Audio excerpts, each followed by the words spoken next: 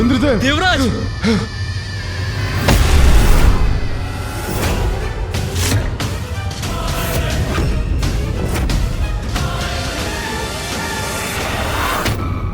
इंद्रदेव, इनकी तुच्छता से तो हम भी क्रोधित हैं, किंतु अभी आपने कहा था मां आदि शक्ति इनकी संरक्षक हैं। इन पर विजय प्राप्त करना तो असंभव है, इसीलिए अभी हमारा इनसे युद्ध करना भी व्यर्थ है। आप उचित कह रहे हैं अग्निदेव, हमें कोई अन्य युक्ति ही सोचनी होगी। माता की इच्छा के समक्ष लाचार हो गए हैं। इस समय यहां से प्रस्थान करना ही उचित होगा।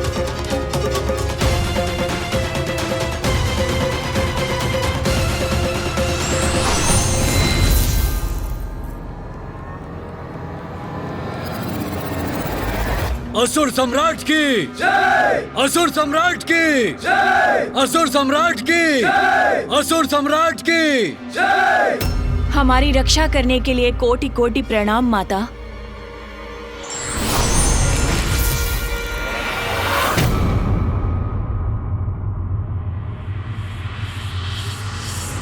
अब हम असुरों को पृथ्वी से कोई नहीं हटा सकता। सर्वशक्तिमान हूं मैं। हाँ, असुर श्रेष्ठ। रुक।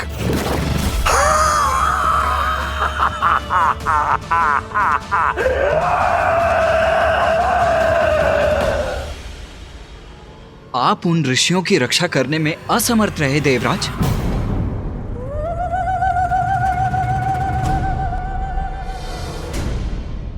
मां, क्या हुआ रे? शांत क्यों है? स्वयं शांत मत रहे। तेरे मन में जो जिज्ञासा है उसे शांत कर। पूछ ले। ये आपकी कैसी विचित्र लीला थी। असुर अपने अत्याचार का विस्तार करते रहे और आपकी सुरक्षा कवच के कारण सुरक्षित भी रहे। देवता ऋषियों की रक्षा करने में भी असमर्थ हो गए। तुझे ये ज्ञात होना चाहिए कि मैं जो भी करती हूँ उसके पीछे कोई बड़ा कारण अवश्य होता है।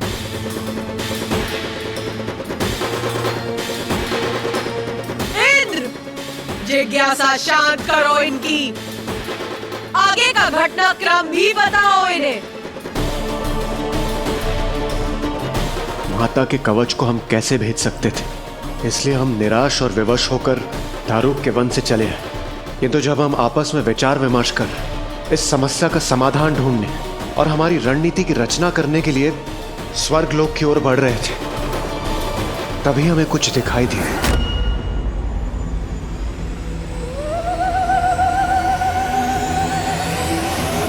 हाँ, दारुक और उसके असुरों के द्वारा फैलाए गए विनाश के मध्य में उन सब से अनछुआ पावन आश्रम।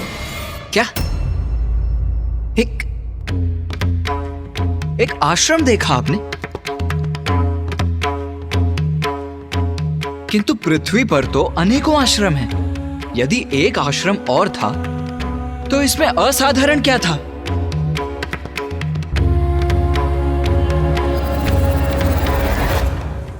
बात है असाधारण, अद्भुत बात है भैया। इतनी साधारण घटना में गणेश को क्या असाधारण दिखाई दे रहा है? दारुक ने पृथ्वी को आतंकित कर दिया था। चहु दिशाओं में विनाश ही विनाश किया था उसने। उसके असुर सैनिकों ने सभी ऋषि मुनियों को बंदी बना लिया था। उनके आश्रम भी नष्ट कर दिए थे। ऐसी अवस्था में यदि देवताओं को इस विनाश से अनछुआ आश्रम दिखाई दिया तो ये तो वास्तव में बहुत ही अद्भुत घटना है भैया। हाँ, ये तो गणेश उचित कह रहा है। इतने विनाश में वो आश्रम कैसे सुरक्षित रहा? वो किसका आश्रम था माता?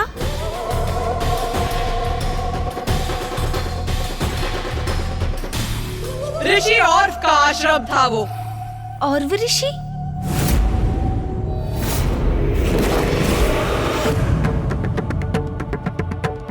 उस आश्रम को देखकर हम आश्चर्यचकित थे, जो इस विनाश के मध्य अनछुआ खड़ा था, जिसे देखकर हमारे मन में एक जिज्ञासा जागी और हमारी जिज्ञासा को देव ऋषि नारद ने शांत किया। उन्होंने बताया कि ऋषि और अत्यंत तेजस्वी ऋषि हैं। उनकी तापस शक्ति इतनी शक्तिशाली है कि वो किसी को भी भस्म कर सकते हैं। ये जानकर दारुका के असुरों ने उनके आश्रम में प्रवेश करने का दुस्साहस नहीं किया। देवऋषि नारद का कथन सुनकर हमें विश्वास हो गया कि इस निराशा के अंधकार में ऋषि और भी हमारी आशा की किरण है, और हमने उनसे हमारी सहायता करने की गुहार लगाने की ठान ली। किंतु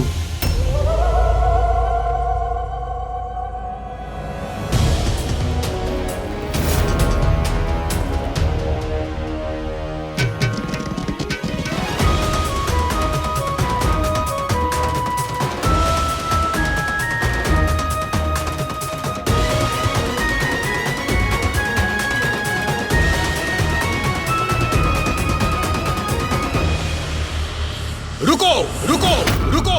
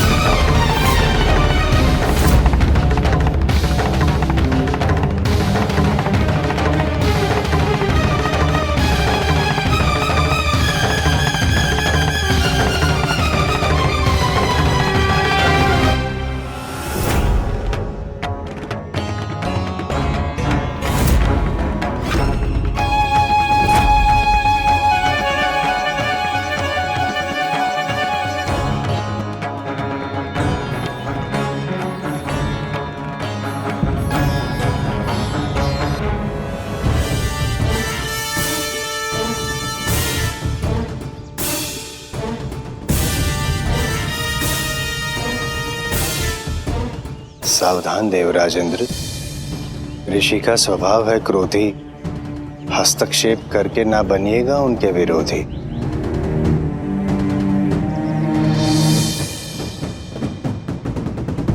प्रणाम ऋषिवर। प्रणाम ऋषिवर। प्रणाम ऋषिवर। देवर्षि नारद, अब कौन सी अग्नि प्रज्वलित करने आए हैं यहाँ? अग्नि? कैसी कर रहे हैं आप कथनी? ऋषिवर, आपको भी ज्ञात है कि मैं जो भी कहता हूँ, जो भी करता हूँ, केवल जगत कल्याण की मंशा रखता हूँ। जो मुझे दिखाई दे रहा है उसके अनुसार तो आप और आपके देवताओं की ये टोली मेरे स्थान पर मेरी अनुमति के बिना प्रवेश करने वाले थे। इसमें भला कौन सा जगत कल्याण छिपा है? इस प्रश्न का उत्तर यदि देवराज इंद्र दे तो उचित रहेगा। क्षमा कीजिए ऋषिवर, संकट भारी है। हम सभी देवता आपके समक्ष सहायता की गुहार लगाने आए। आपको तो अवश्य ज्ञात होगा पूरी पृथ्वी पर कैसा उत्पात मचा है। एक दारुक नामक असुर ने समस्त पृथ्वी पर अपना अधिकार स्थापित कर लिया है, और इसलिए मैं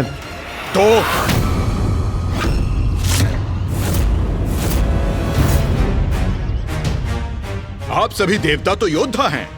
आपको उस असुर को पराजित कर पृथ्वी से खदेड़ देना चाहिए। इसमें भला मैं क्या कर सकता हूं?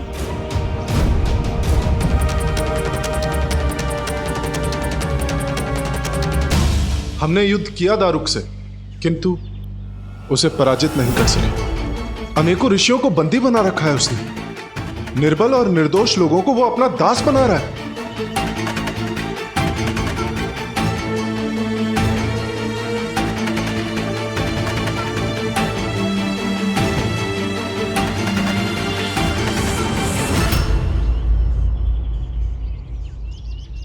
ऐसी स्थिति में उन ऋषियों को मां आदि शक्ति की आराधना कर उनसे सहायता प्राप्त करनी चाहिए। जैसा कि मैंने पूर्व में कहा था, ऐसी घटना में मेरे हस्तक्षेप का कोई स्थान नहीं है। देवराज, हमें मार्ग दीजिए। किंतु ऋषिवर,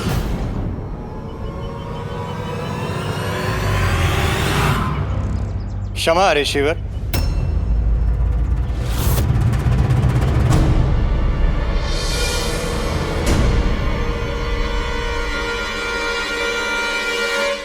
देवताओं की समस्या भी अस्थान पर नहीं है ऋषिवर। समस्त देवता और ऋषि मां आदिशक्ति की पूजा अर्चना करते हैं, किंतु जब मां आदिशक्ति असुरों की रक्षा करने के लिए सुनिश्चित है तो क्या करें?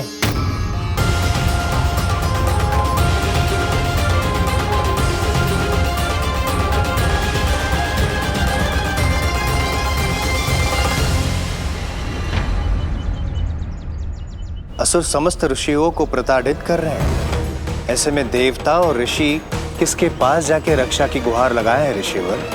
मां आदिशक्ति असुरों की रक्षक बनी हुई है, परंतु यह कैसे संभव है?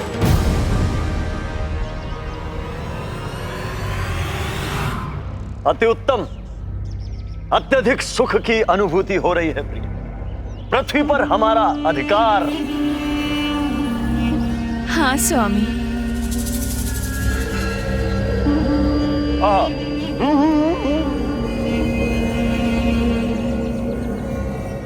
अति उत्तम है ये मांसाहारी आहार इस पृथ्वी का।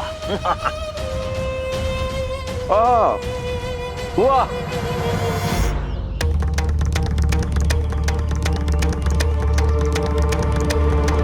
अब आप ही बताइए ऋषिवर, ऐसी अवस्था में हम सहायता की आस लेकर किसके पास जाएं?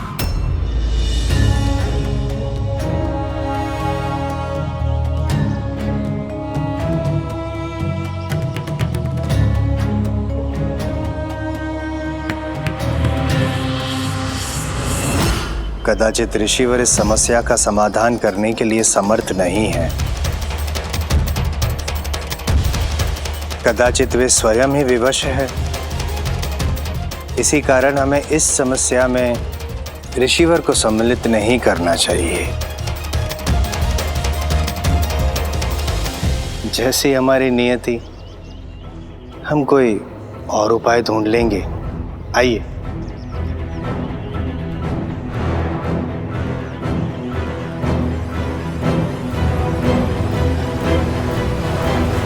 रुको।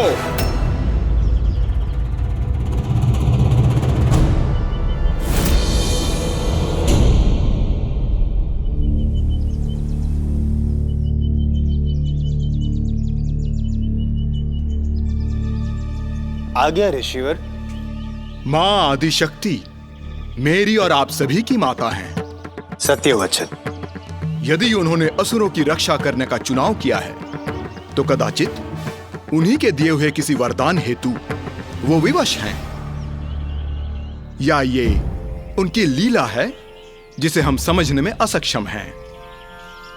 किंतु मैं माता के सर्वोच्च भक्तों में से एक हूं और निर्दोषों का रक्षण करना मेरा धर्म है। यदि माता असुरों को संरक्षण देना चाहती हैं तो यह उनकी इच्छा है, किंतु ऋषियों की रक्षा करना मेरा धर्म है। मैं करूंगा उन ऋषियों की रक्षा। मैं करूंगा उन ऋषियों की रक्षा। मैं करूंगा उन ऋषियों की रक्षा।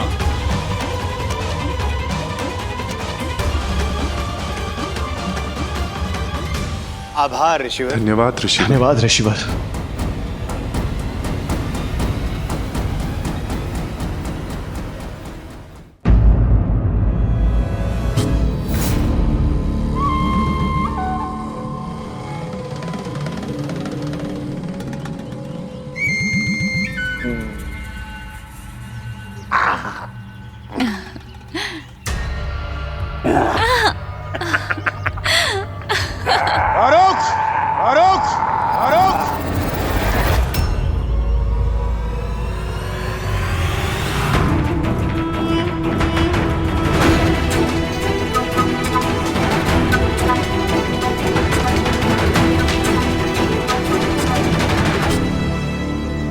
क्यों लौट कर आए हम?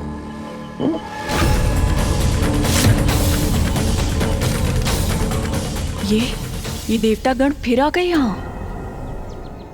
अब तुम्हारे आतंक से मुक्त होने का समय आ गया है दारुक।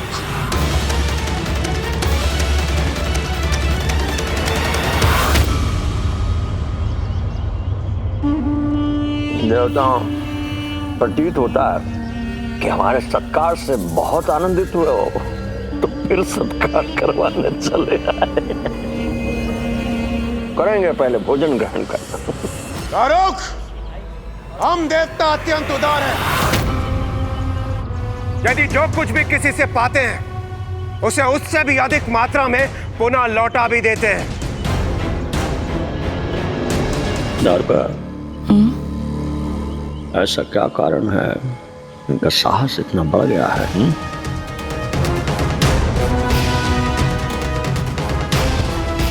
किसके बल पर इतना उत्साहित हैं ये देवगण कि फिर से हमारा सामना करने चले आए?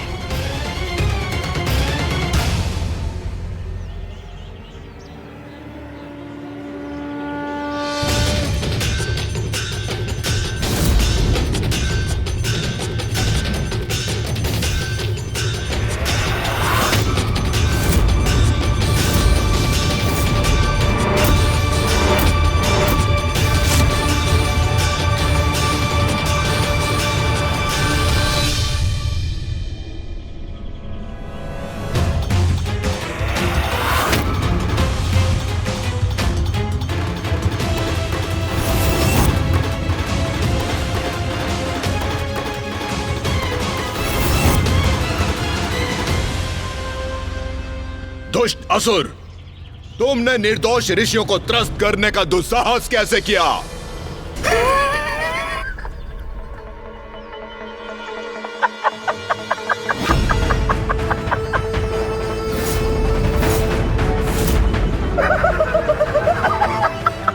इस दुष्ट का यह अट्टहास असहनीय है मेरे लिए।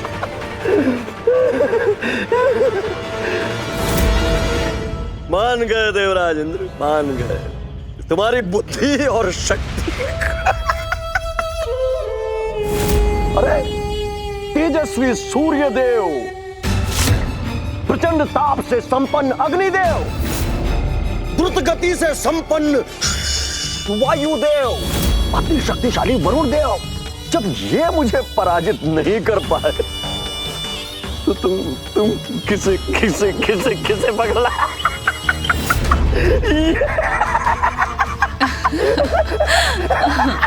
वयोवृद्ध ऋषि।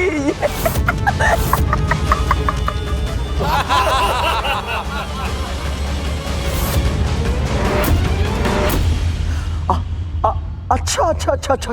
हाँ, देवराज इंद्र, इस ऋषि को तुम मेरे समक्ष उपहार स्वरूप लाए हो, क्षमा याचना के लिए, ताकि मैं तुम्हारी उद्दंडता को क्षमा कर सकूं। तुम बड़े चतुर हो देवराज इंद्र, तुम जानते हो कि मुझे इन ऋषियों का कोमल मांस कितना प्रिय लगता है।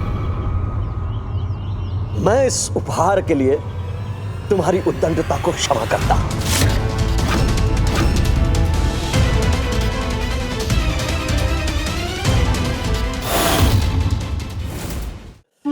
अच्छा देवराज इंद्र, पहले इस ऋषि को मेरे निकट लाओ, मैं देखूं तो सही ये मेरे खाने योग्य है या मेरे दास बनने योग्य है कि हमेशा मैं इससे अपनी सेवा करवाता रहूं।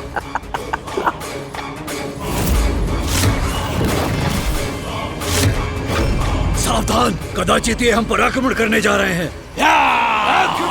देवगण,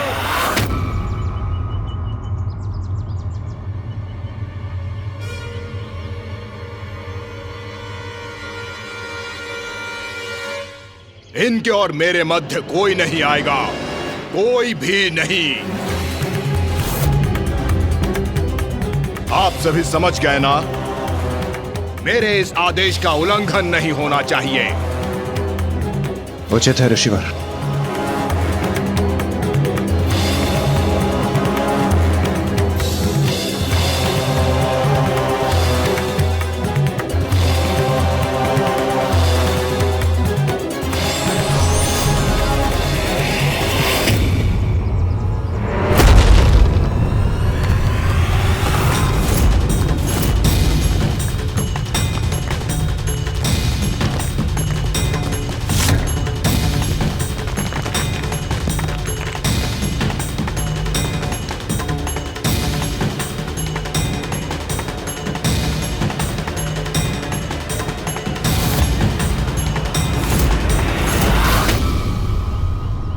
ये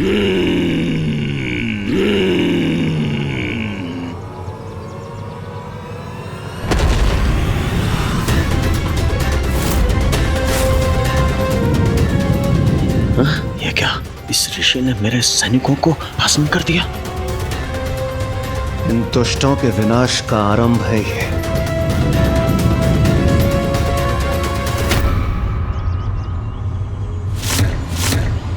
मैं ऋषि और दारुक और उसके असुरों को शाप देता हूं।